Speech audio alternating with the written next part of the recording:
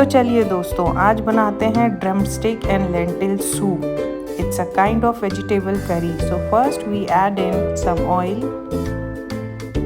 Then I'm adding some cumin seeds with mustard seeds and some chilies.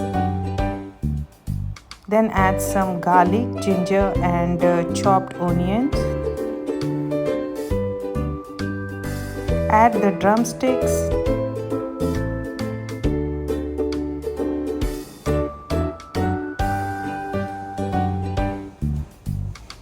Add some tomatoes.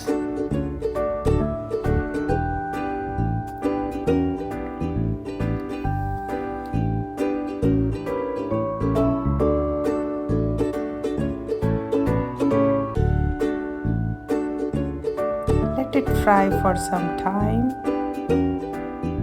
And then we are adding some hing.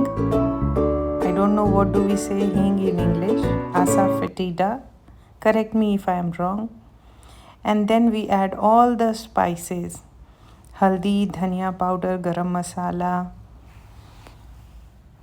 And then we add the lentil. I used tur dal, but you can use any dal you want. It will turn out to be a tasty one. No problem. Then I'm adding some water.